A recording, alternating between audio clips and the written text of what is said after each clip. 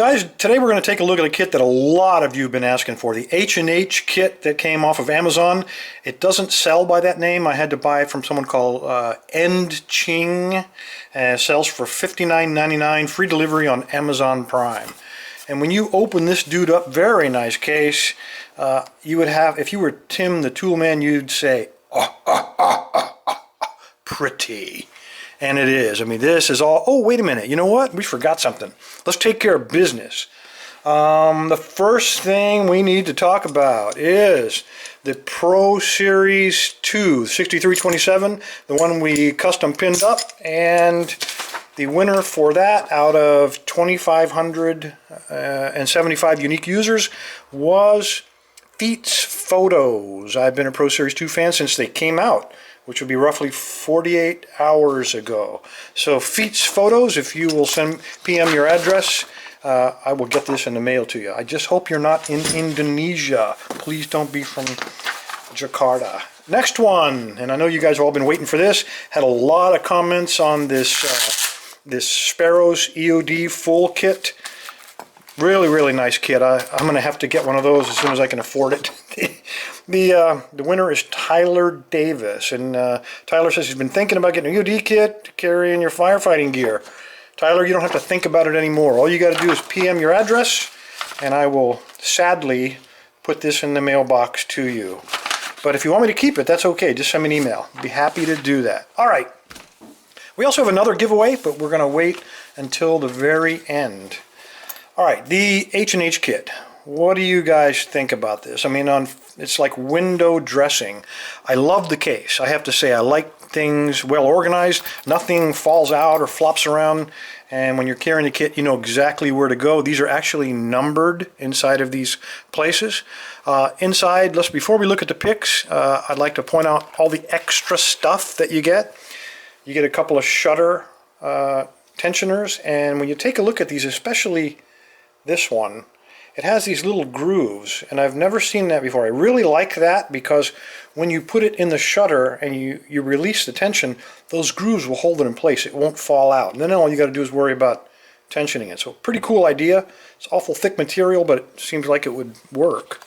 And then you get a smaller one. It doesn't have those curves quite like the other one, but it does have grooves, and I suppose that might prevent it from falling out as well.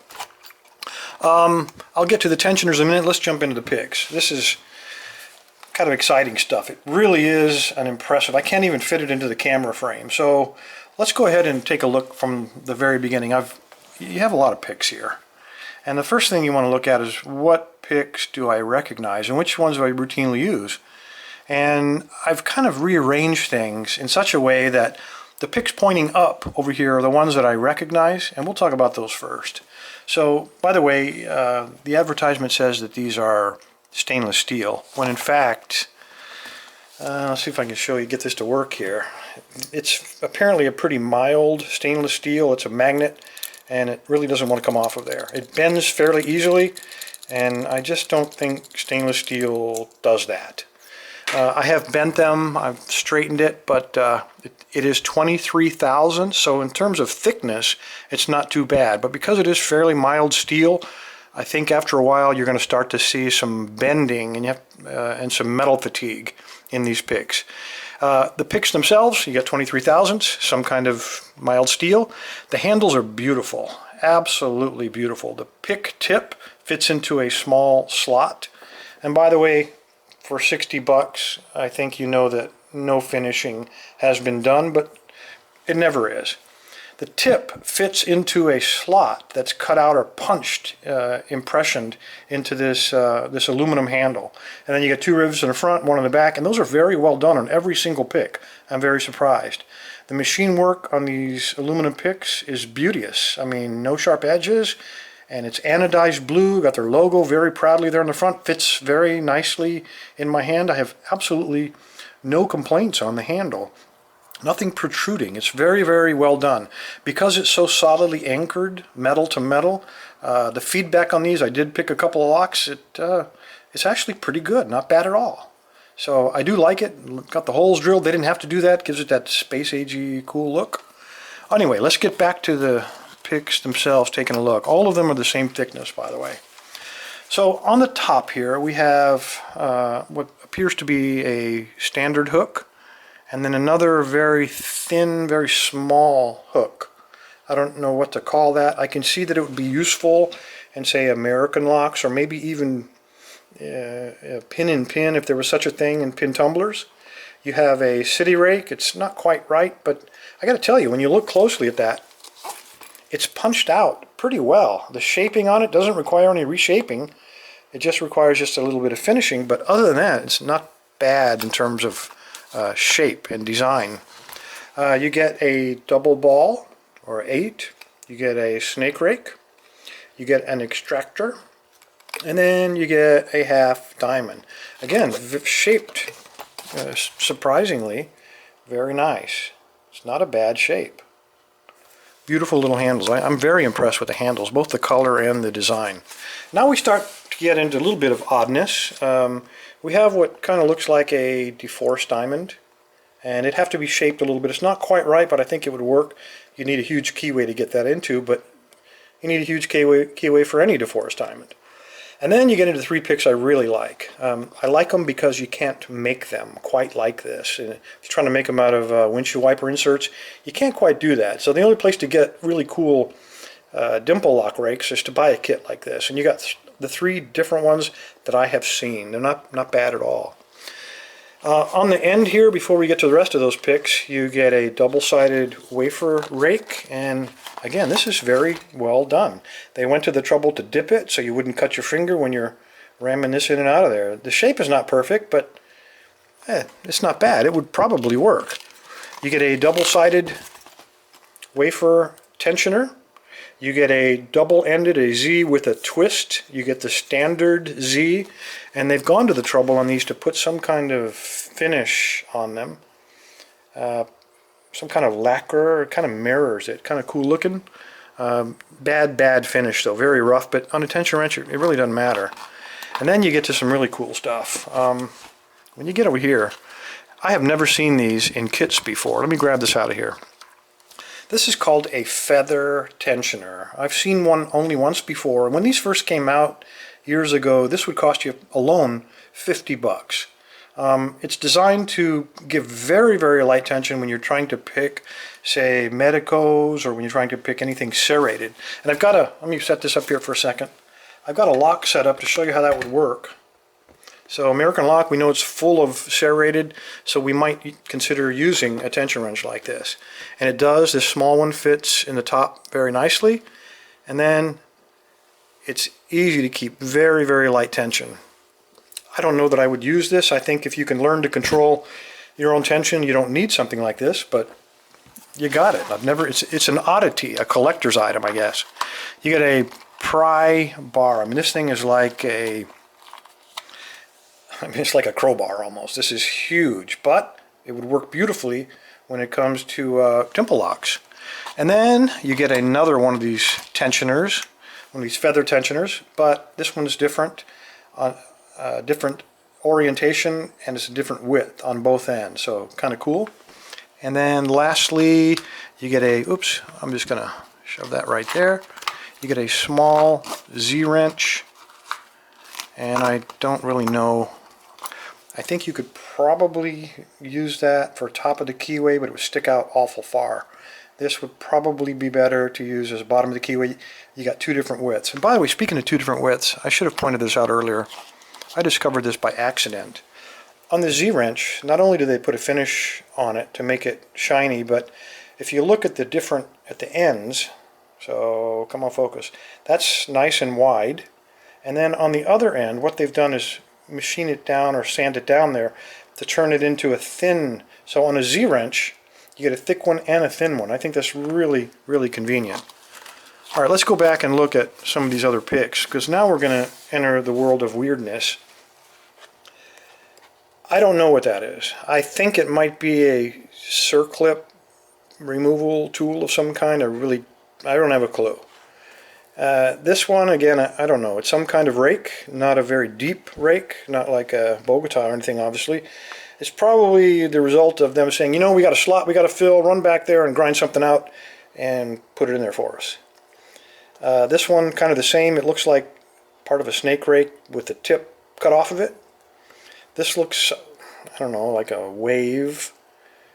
So it would work as a rake. I mean, when you're raking, it really doesn't matter. The shape doesn't matter that much. But never seen one quite like that. And I've certainly, this looks some kind. I'm pretty sure this is a ninja weapon of some kind. I've never seen one used. I don't know what it would be used for, but man, if you need it, you got it. If the single ball or half ball or snowman are not enough, here's a triple ball to be followed soon by the quadruple ball, I'm pretty sure. You get over here, you get into some true weirdness. Now these might be some kind of, I don't know, automobile locks. I can't imagine ever reaching for that. It's very wide. I can't imagine any of my locks that would fit into. This one's like a saw blade. It's cool looking, but no idea what it's for. And the same with this thing. That looks like an upside, like that would be the butt, and over here would be, well, never mind. Anyway, that is the H&H kit. So let's look at it from a practical view. 60 bucks. And what do you really use? I mean, it looks great. You pull this out on a job, everybody's going, holy moly, look at all those tools. This guy's a pro. But in fact, for most of us, we don't use all of that stuff. The only thing we're going to use are, I think it's 7 picks right here that are facing up. Those are the most useful, most commonly used tools. And the rest of these things are, well, they're oddities. They belong in some kind of freak show, I think. No. These are useful. These 3, I would probably keep those 3. The rest of them, probably not so much. In terms of the tension tools, yeah, this did used to cost $50, but that company did go out of business because nobody bought them, and the few that did stopped using them. They found them not so useful. So I think it's back to the old traditional, let's use what works, and that would be the Z-wrenches and the flex wrenches. The rest of it, I think, this is eye candy, fellas. 60 bucks, and you're basically getting 7 picks. The rest of them are going to sit on your shelf, and you're never going to use them. So I would have to say this is probably a not buy, unless you're just married to the idea of these cool-looking handles, or maybe you want to buy the case. There's no reason to buy the H&H kit from Amazon. All right.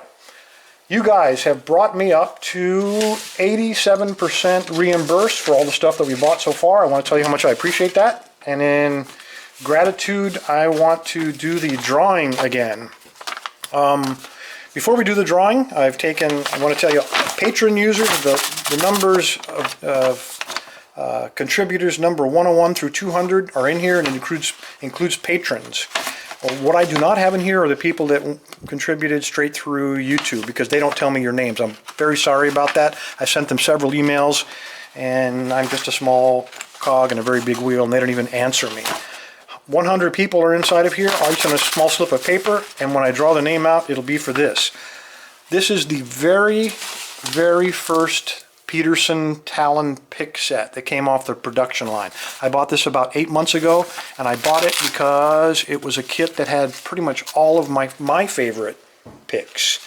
I have not reviewed this, but we have 2 Bogotas, one in 18 thousandths, and at that time the 18 thousandths were brand new to the marketplace.